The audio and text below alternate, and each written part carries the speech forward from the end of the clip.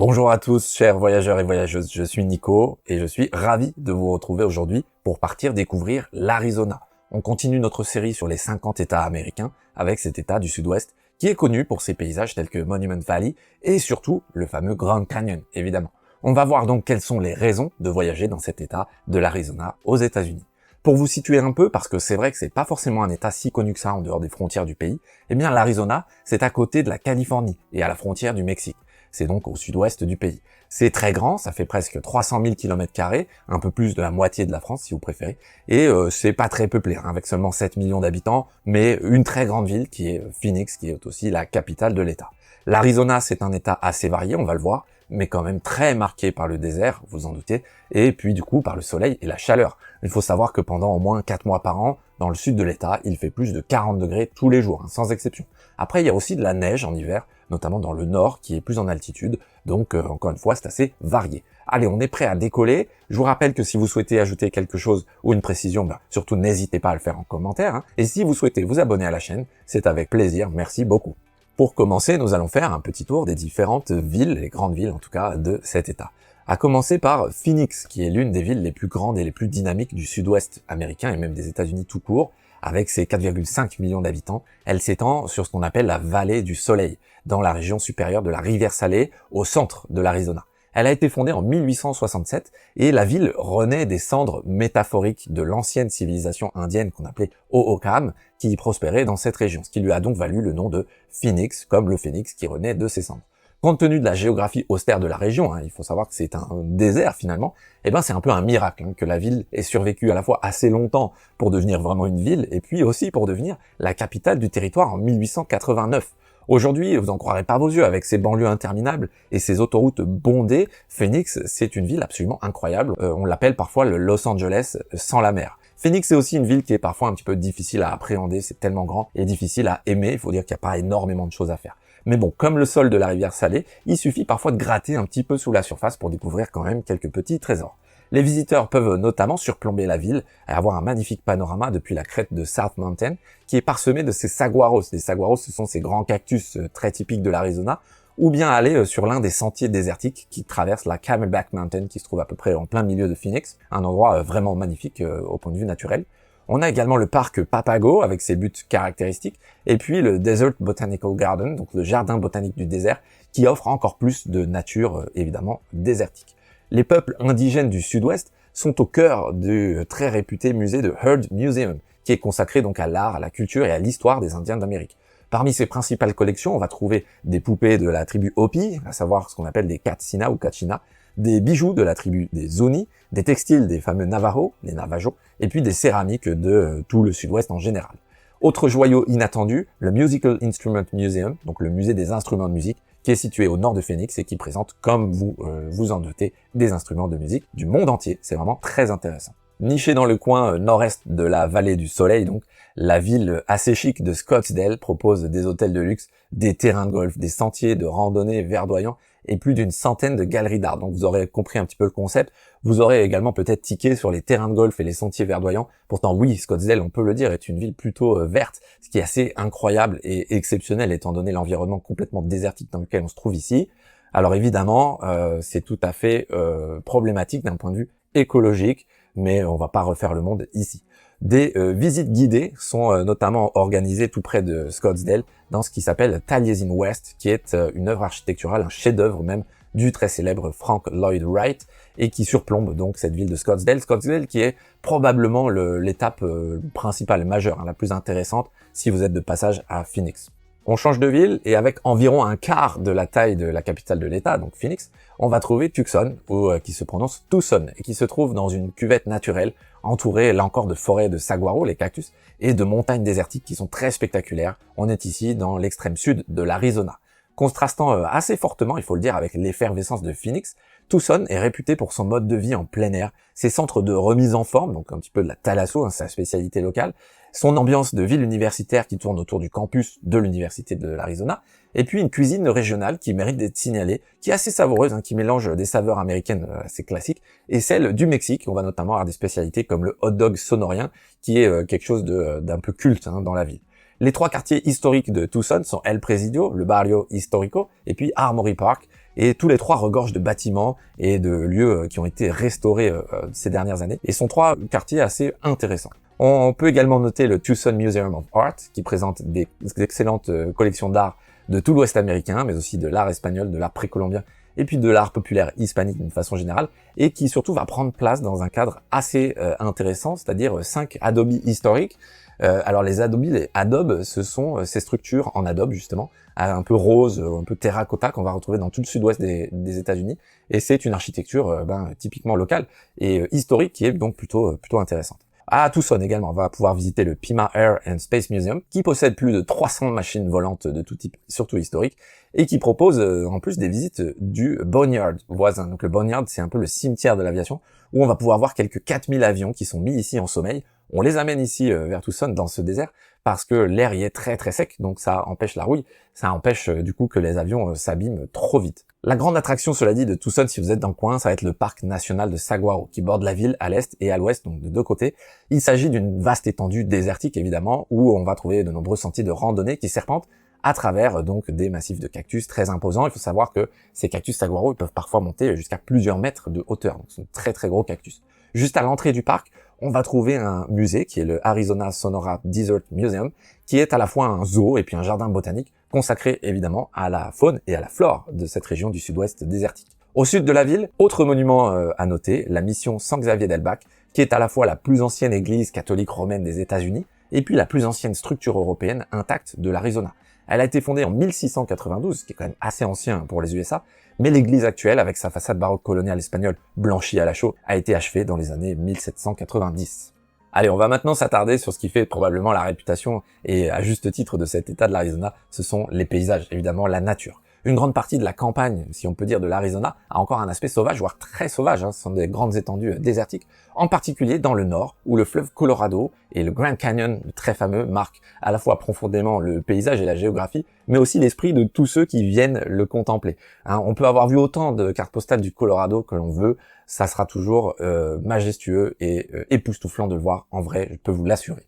C'est l'une des merveilles du monde, véritablement, ce canyon du Grand Canyon qui figure à juste titre sur la liste des choses à faire de quasiment tous les voyageurs que vous pourrez rencontrer. La rive sud, qu'on appelle donc le South Rim, elle est très fréquentée, c'est vraiment la plus fréquentée, elle peut parfois sembler aussi bondée qu'un centre commercial américain, mais il suffit de quelques pas de côté pour que les voyageurs retrouvent la solitude et le calme. Il faut savoir que c'est un endroit qui est très grand et vraiment très sauvage, beaucoup plus que l'on peut l'imaginer. Outre les randonnées évidemment classiques et les excursions à dos de mulet pour descendre dans le canyon, on peut également l'explorer lors de descentes en eau vive sur le fleuve Colorado, qui ressemble à de véritables montagnes russes. Il faut savoir que le Colorado, il peut être très agité. Dans la zone ouest du Grand Canyon, dans la réserve indienne de Hualapai, on va trouver une particularité, c'est le Skywalk. C'est cette fameuse esplanade en verre qui donne le vertige. C'est un balcon en forme de fer à cheval, avec un sol donc en verre qui s'élève à 21 mètres au bord du canyon. Si vous avez le vertige, n'y allez pas, je vous le déconseille. En raison de sa proximité avec le Grand Canyon et puis aussi les pics montagneux de San Francisco, Flagstaff, une petite ville de l'ancienne route 66, s'est imposée ces dernières années comme le centre de loisirs principal au nord de l'état d'Arizona. Elle est perchée à plus de 2000 mètres, même plus de 2100 mètres, cette ville de Flagstaff, en altitude, et donc elle alterne entre des étés chauds, avec de grands ciels bleus, il peut faire quand même très chaud, et des hivers évidemment très marqués, suffisamment froids et enneigés, pour permettre la pratique du ski, du snowboard ou d'autres activités hivernales. Autour de Flagstaff, on va trouver des joyaux géologiques assez variés. Notamment, on peut citer le Meteor Crater, qui est donc le cratère météorique qui a été causé par un astéroïde qui aurait frappé la Terre il y a 50 000 ans. C'est vraiment impressionnant et quand on voit le trou, on n'a pas envie que ça se reproduise tout de suite.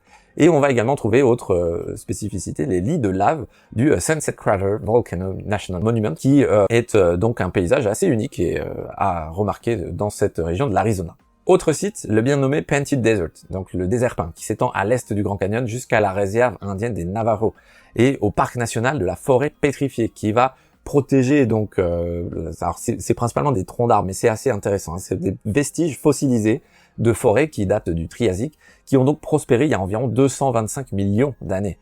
Donc c'est vraiment très très ancien, à l'époque où les dinosaures marchaient ici librement sur cette terre de l'Arizona. Des autoroutes traversent la fameuse nation Navajo, donc là où les peuples Navajo ont été déplacés, puisque c'est le cas de le dire, c'était le cas, dans cette grande région de l'Arizona, tout à fait désertique. Alors, faut savoir que la situation amérindienne aux États-Unis, c'est quand même un sujet sensible, on va pas trop rentrer là-dedans, mais principalement les réserves, comme on les appelle, où là, pour le coup, la nation Navajo qui dispose d'une certaine autonomie. En vrai, c'est une autonomie un petit peu factice, ça engendre surtout une grande pauvreté dans ces régions, ce sont vraiment les coins les plus pauvres des USA, et c'est un peu triste, mais voilà, c'est malheureusement comme ça. Donc il y a de grandes routes qui traversent cette nation Navajo, qui est souvent la seule vision de cet endroit pour la plupart des voyageurs, et qui mène donc aux habitations troglodytiques du canyon de Chedi, qui est un endroit superbe et remarquable, mais aussi au très célèbre et spectaculaire butte de grès de la fameuse Monument Valley, qui a été rendue mondialement célèbre par de nombreux westerns et autres films. On va également trouver dans ce coin la région des Four Corners, donc les 4 coins, qui est le seul endroit aux États-Unis où, comme son nom l'indique, 4 États se rejoignent en un seul point. On change un peu de coin, et avec ces rivières, ces forêts et ces falaises de roches rouges caractéristiques, le centre de l'Arizona, c'est très clairement la région la plus pittoresque et la plus belle de cet État. On va notamment y trouver une belle petite rivière, c'est Oak Creek, qui traverse des parcs d'État verdoyants de part et d'autre d'une petite ville qui s'appelle Sedona, qui est très réputée pour ses activités en extérieur, VTT, escalade, randonnée, dans un paysage absolument magnifique, il faut le dire, de roches rouges, particulièrement au coucher du soleil, c'est absolument incroyable. C'est aussi un endroit qui va être connu pour sa sensibilité, si on peut dire New Age, comme on appelle ça, donc une sorte de spiritualité qui serait liée à la présence de vortex d'énergie ici particulièrement puissants. Et on a partout dans cette ville de Sedona plein de boutiques et autres attractions qui nous rappellent ce côté spirituel de la ville, si vous souhaitez vous y intéresser. Mais c'est avant tout un endroit qui est magnifique pour son cadre naturel. La route qui part de Sedona vers l'ouest, elle traverse ce qu'on appelle la Verde River Valley, qui est vraiment très belle là encore, avant d'entamer une montée abrupte vers une petite ville qui s'appelle Jérôme. C'est une ancienne ville minière qui a été méticuleusement préservée et aujourd'hui qui est devenue un site de vacances assez recherché, avec un mélange de boutiques diverses, notamment de l'artisanat, des magasins d'antiquités et puis des restaurants à la mode. De l'autre côté de la montagne Mingus, on va avoir une autre petite ville qui est Prescott, qui là encore offre un centre-ville historique au parfum de Far West très marqué et qui abrite notamment le plus vieux rodéo du monde. Si vous êtes dans le coin pour voir ça, ça vaut le coup d'œil. Il faut savoir qu'en Arizona, surtout dans le centre et dans le sud, on va trouver pas mal de ces anciennes villes minières qui ont été à un moment quasiment des villes fantômes et qui ont été, qui pour certaines le sont encore, et qui ont été pour donc certaines complètement rénovées et qui sont devenues des endroits de destination en tout cas assez branchés à la mode, avec cette ambiance Far West qui fait un petit peu rêver.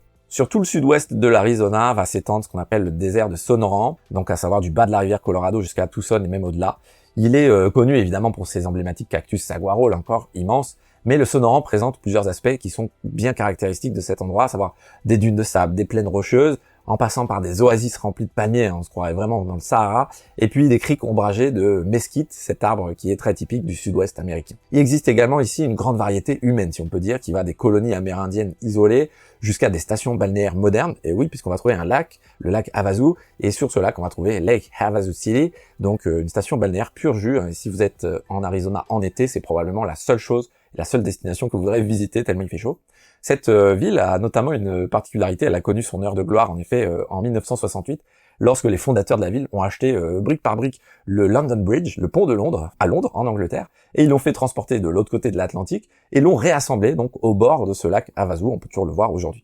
Aujourd'hui, c'est une communauté du désert au bord de ce lac, cette situation incongrue en a fait un centre de sport nautique et une ville universitaire en plein essor. Plus loin, plus au sud, dans l'Arizona, on va trouver une autre ville qu'on peut citer, qui est Yuma.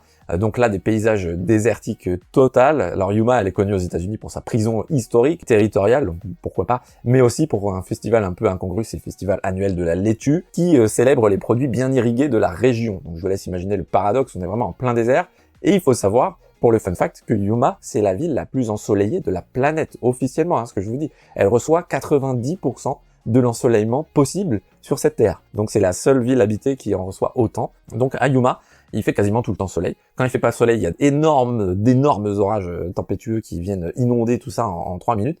Mais il faut savoir aussi bien qu'il fait très très chaud en été, beaucoup trop chaud. Par contre, en hiver, on va avoir ce phénomène qu'on appelle les snowbirds, donc les oiseaux des neiges, entre guillemets, qui sont des gens qui viennent des régions plus au nord où l'hiver est plus rigoureux, notamment du Canada, et qui viennent passer à Yuma l'hiver bien abrité et au soleil. Mais en dehors de ça, franchement, il y a vraiment rien à voir là-bas, c'est juste pour l'anecdote. Perché le long de la frontière mexicaine, pas très loin, mais beaucoup plus intéressant, on va trouver le monument national de Organ Pipe Cactus, et puis une réserve de la biosphère de l'UNESCO qui protège ici une zone vierge du désert du Sonoran, qui est évidemment très attractive pour les randonneurs, ceux qui aiment les oiseaux, parce qu'il y en a pas mal, et puis les amateurs de ciel nocturne, puisqu'ici on va avoir aucune pollution, et ça va être vraiment des ciels magnifiques comme vous n'en avez probablement jamais vu, ou tout simplement pour les contemplatifs qui veulent faire une belle photo, c'est un endroit absolument magnifique. Le quartier historique de Tombstone, pas très loin, c'est l'une des villes pionnières les mieux préservées de l'État, et il comprend notamment de nombreuses structures qui datent du boom de l'argent, donc à la fin du 19e siècle, ainsi qu'un cimetière qui est assez célèbre qui s'appelle Boot Hill, cimetière avec pas mal de hors-la-loi, ou le site très très connu de Hockey Coral. S'élevant au-dessus de ce désert, les montagnes Chiricahua, au sud-est de l'Arizona, étaient autrefois un refuge isolé pour un certain Geronimo, chef amérindien bien connu et bien représenté dans les westerns.